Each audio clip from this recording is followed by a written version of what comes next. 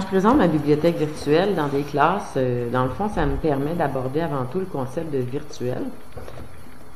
Par rapport à livre virtuel versus livre numérique. Alors, pour certains élèves, c'est pas clair. Donc, ils ont l'impression que la bibliothèque va contenir des livres qu'on peut lire, surtout chez les tout-petits. C'est important de clarifier dès le départ la différence entre un livre numérique puis un livre virtuel. La plupart des élèves vraiment ont des connaissances antérieures en ce qui a trait au mot virtuel, parce qu'ils ont un certain bagage, je dirais, de ce côté-là.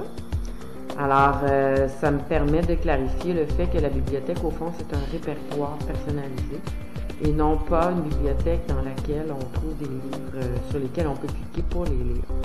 Donc, on trouve beaucoup d'informations quand on clique sur un livre dans la bibliothèque virtuelle, mais c'est pas possible de lire. Parfois, il peut y avoir des extraits de livres numériques sur Babelio, mais ce sont des extraits dans le fond et non pas les œuvres complètes.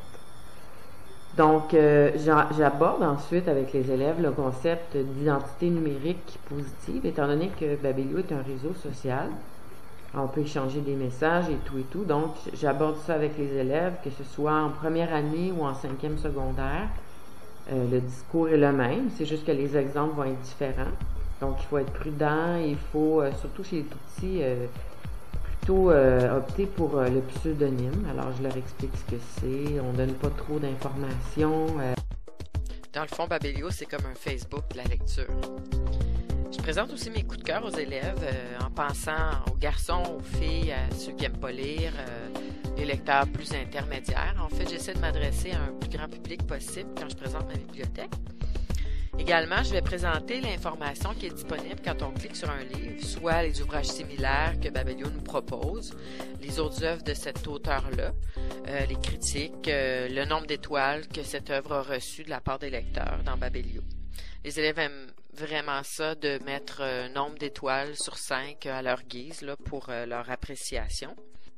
Je les incite ensuite à se réseauter, soit par exemple avec la classe, donc ils me demander en ami, comme ça on va pouvoir visiter nos bibliothèques respectives. Également à la maison avec leurs parents, créer une bibliothèque personnelle, donc ça peut les motiver à lire. Alors, particulièrement les garçons qui aiment beaucoup compter combien de pages, t'es rendu où, t'en as combien. Donc, c'est une fierté pour eux de déposer un livre dans la bibliothèque. Alors, comme la lecture c'est un peu porteur de bonheur, je pense que en ajoutant ça, les vertus de la lecture libre, on peut, avec Babelio, susciter l'engouement et le plaisir de lire pour la vie.